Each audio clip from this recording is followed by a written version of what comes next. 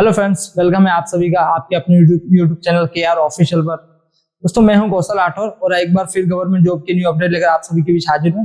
दोस्तों, आशा है, एक उम्मीद है कि आप सभी बहुत अच्छे होंगे, आप सभी की तैयारी प्रिपरेशन भी बहुत अच्छी चल रही होगी। दोस्तों, ICG इंडियन कोस्ट गार्ड की तरफ से नाविक GD की वैकेंसी आ गई है। अभी फॉर्म भरना फिलअप करना स्टार्ट नहीं हुआ है। दोस्तों, उसमें क्या एलिजिबिलिटी मांगी गई, क्या हाइट मांगी गई, क्या उसकी पे स्केल मांगा गया, क्या उसमें एजुकेशन क्वालिफिकेशन मांगा गया, इन सारी चीजों पर आज हम डिटेल में बात करेंगे। तो चलिए दोस्तों, जल्दी से वीडियो को स्टार्ट करते हैं।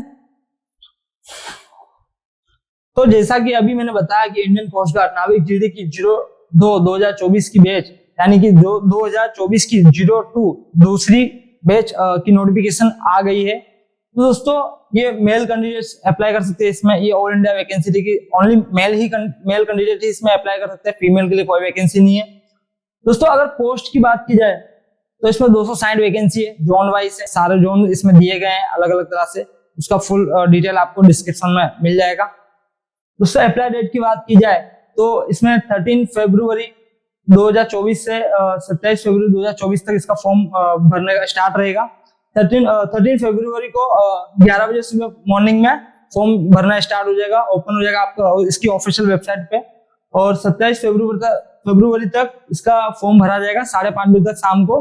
दोस्तों, जल्दी से फॉर्म को भर लेना 13 तारीख को, क्योंकि आप लास्ट डेट का अगर वेट करोगे तो लास्ट तारीख को ट्रैफिक हो सकता है, जिससे वेबसाइट हैंग हो सकती है, आपको फॉर्म भरने में दिक्कत आ सकती है। इसलिए जल्दी से जल्दी हो सके फॉर्म को जल्दी भर लेना है।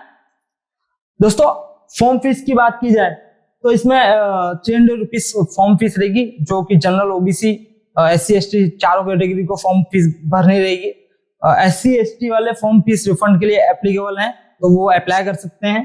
एज लिमिट की बात की जाए तो दोस्तों, इसमें 18 से 22 साल के लोग फॉर्म फीस भर सकते हैं। जिनकी एज 18 से 22 साल के बीच में आती है वो फॉर्म भर सकते हैं, लेकिन जिनकी डेट ऑफ बर्थ इस एज के बीच में आती है 1 सितंबर 2002 से 31 अगस्त 2006 के बीच में, वही फॉर्म भरना। क्योंकि दोस्तों, आप सारे स्टेज क्लियर कर लेते हैं, स्टेज 1, स्टेज 2, स्टेज 3, इसमें 3 दिए गए हैं। तो सारे स्टेज आप जो क्लियर कर लेते हैं, उसके बाद अगर आपको पाया जाएगा कि आपकी एज इसके बीच में नहीं है, आप सारे स्टेज क्लियर कर लेते हैं, आपका मेरिट में भी नाम आ जाता है, तो भी आपको भर्ती प्रक्रिया से बाहर कर दिया जाएगा। दोस्तों, रिलैक्सेशन की बात की जाए तो OBC के लिए 3 साल, SC ST के लिए 5 ईयर का एज रिलैक्सेशन है। एजुकेशन क्वालिफिकेशन की बात की जाए तो इसमें 10+2 क्वालिफिकेशन मांगा गया है। इसमें मैथ एंड फिजिक्स होना कंपलसरी है, यानी कि साइंस स्ट्रीम से अगर आप हो और मैथ एंड फिजिक्स सब्जेक्ट आपके सर्टिफिकेट में हो तो आप फॉर्म भर सकते हैं, आप एलिजिबल रहेंगे। दोस्तों, अब बात करते हैं सिलेक्शन प्रोसेस की। सिलेक्शन प्रोसेस की बात की जाए तो इसमें 3 स्टेज दिए गए हैं, स्टेज 1, स्टेज 2, स्टेज 3। स्टेज 1 पे आते हैं। स्टेज 1 की बात की जाए तो इसमें दोस्तों रिटन टेस्ट होगा। इसमें आपका CBT रहेगा, कंप्यूटर बेस्ड टेस्ट रहेगा, जो आपको कंप्यूटर पर एग्जाम देनी होगी। दोस्तों, इसमें part A, part B 2 part होंगे रिटन टेस्ट में, जो कंप्यूटर पे होंगे। तो पार्ट A की बात की जाए तो इसमें 10th के बेस पे आपका सिलेबस रहेगा। सब्जेक्ट की बात की जाए तो इसमें दोस्तों math, science, English, GK, reasoning, इसके क्वेश्चन पूछे जाएंगे। मैथ के 20 क्वेश्चन देंगे, साइंस के 10 क्वेश्चन देंगे, इंग्लिश के 15 क्वेश्चन देंगे, GK के 5 क्वेश्चन देंगे और रीजनिंग के 10 क्वेश्चन देंगे। यानी ओवरऑल जो आपका पेपर रहेगा वो 60 क्वेश्चन का होगा। इसका जो टाइम रहेगा पेपर का, पार्ट A का, वो आपका 45 मिनट करेगा। यानी पार्ट A को खत्म करने के लिए आपको 45 मिनट का टाइम दिया जाएगा, जो आपके लिए मुझे लगता है कि ठीक समय आप उसमें कंप्लीट कर सकते हैं, काफी टाइम दिया गया। पार्ट B की बात की जाए 12th बेस पे आपका सिलेबस रहेगा। सब्जेक्ट की बात की जाए तो मैथ एंड फिजिक्स, इस 2 सब्जेक्ट के क्वेश्चन रहेंगे, जो 25 रहेंगे।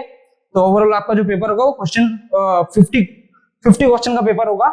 इसमें आपको 30 मिनट का टाइम दिया जाएगा। दोस्तों, एक चीज है कि इसमें नेगेटिव मार्किंग बिल्कुल नहीं है, तो आपको पेपर बहुत अच्छे से देना है, नहीं आराम से पेपर देना है, सारे क्वेश्चन अटेंड करने हैं। जो क्वेश्चन आपको आते हैं वो तो देना ही है, जो क्वेश्चन आपको नहीं आते वो भी देना है। क्या पता आपने जिस क्वेश्चन को नहीं आता था उसको फील किया और उसमें से आपको बोनस मार्क मिल गया, तो ये आपके लिए बहुत अच्छी बात है। दोस्तों, नॉर्मलाइजेशन प्रोसेस की बात की जाए दोस्तों, जब आप स्टेज 1 में पार्ट A, पार्ट B यानी कि पेपर खत्म कर लोगे, तो जब आपका सिलेक्शन के लिए जब पेपर चेक होगा, तो जो प्रोसेस है उसके बाद की जो प्रोसेस है उसमें नॉर्मलाइजेशन प्रोसेस होगी। तो उस प्रोसेस के बाद ही आपका सिलेक्शन स्टेज 1 का मेरिट लिस्ट बाहर निकल के आएगा। पासिंग मार्क की बात की जाए दोस्तों, पार्ट ए पार्ट बी जब आप पेपर दोगे तो इसमें कितना कितना नंबर लाना रहेगा तो आप पास हो सकते हैं। पार्ट ए में जनरल ओबीसी ईडब्ल्यूएस वाले कैटेगरी, जनरल ओबीसी ईडब्ल्यूएस की कैटेगरी जो है उनके लिए पार्ट ए में 30 नंबर लाना कंपलसरी है। मिनिमम 30 नंबर लाओगे तो आप पार्ट ए में पास होगे। पार्ट बी की बात की जाए तो 20 नंबर, तो ओवरऑल आपका हो गया 50 नंबर। एससी एसटी के लिए पार्ट ए में 27 लाना कंपलसरी है मिनिमम। पार्ट बी में 17 नंबर, ओवरऑल हो गया 44 नंबर एससी एसटी कैंडिडेट के लिए। तो आपका सिलेक्शन, आपका मेरिट लिस्ट में सिलेक्शन में नाम आएगा। स्टेज 2 की बात की जाए तो उसमें पीएफटी रखा गया है, फिजिकल फिटनेस टेस्ट। तो उसकी कैटेगरी क्या दी गई है, उसमें क्या मांगा गया है, इस पर बात कर लेते हैं। दोस्तों इसमें फर्स्ट रहेगा रनिंग, जो आपको 1600 मीटर रहेगी, यानी कि 1.6 किलोमीटर, जो आपको 7 मिनट में कंप्लीट करनी रहेगी। स्क्वाट यानी पुशअप्स की बात की जाए तो उसमें 20 पुशअप्स रहेंगे, 20 स्क्वाट्स रहेंगे सॉरी। तो इसमें आपका कोई टाइमिंग नहीं दिया गया। पुशअप्स की बात की जाए तो 10 पुशअप्स रहेंगे, जो आपका पीएफटी में आएगा। आप स्टेज 1 स्टेज 2 क्लियर कर लेते हैं तो उसकी शॉर्ट लिस्ट होने के बाद में आपका आएगा स्टेज 3, जिसमें आपका मेडिकल और डीबी होगा, इनकी डॉक्यूमेंट वेरिफिकेशन होगा। तो मेडिकल में आपका दोस्तों हाइट मांगा जाएगा, जो आपका रहेगा 157 सेंटीमीटर। वेट की बात की जाए तो वेट आपका हाइट और एज के हिसाब से रहेगा। तो हाइट और एज के हिसाब से जो आईसीजी यानी कि इंडियन कोस्ट गार्ड के पास एक मेजरमेंट रहेगा हाइट और एज के हिसाब से, तो उस हिसाब से आपका उनके पास जो मेजरमेंट होगा उस क्राइटेरिया में आना चाहिए। दोस्तों वैसे तो मेल के लिए 50 केजी वेट होना कंपलसरी होता है, मिनिमम 50 केजी तो होना ही चाहिए। तो आई होप कि आप लोगों के पास 50 केजी हो तो ही आप भर्ती देखने जाए। अगर आपके पास 50 केजी नहीं हो तो उसको जल्दी से गेन कर ले, क्योंकि अभी भर्ती के लिए बहुत टाइम है, काफी समय दिया गया है। दोस्तों चेस्ट की बात की जाए तो नॉर्मल जो चेस्ट होती है वो 77 सेंटीमीटर होती है। तो आपकी इसमें जो नॉर्मल, इसमें कोई मेजरमेंट दिया नहीं गया है कि क्या चेस्ट होनी चाहिए। तो जो आपकी नॉर्मल चेस्ट रहेगी, उसके बाद आपका जो चेस्ट को फुलाना रहेगा, बढ़ाने को रहेगा, जो वो 5 सेंटीमीटर फूलना चाहिए उनके मेजरमेंट के बाद।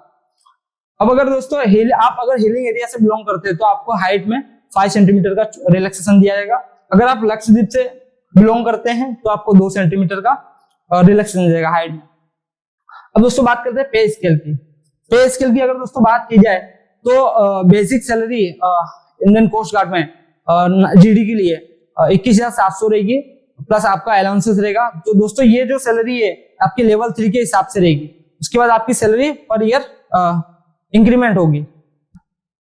दोस्तों अगर वीडियो आपको अच्छा लगा तो वीडियो को लाइक करिए, इसी तरह की न्यू वीडियो के लिए वीडियो को सब्सक्राइब कीजिए। तो दोस्तों मिलते हैं अपने नेक्स्ट वीडियो में, तब तक के लिए जय हिंद।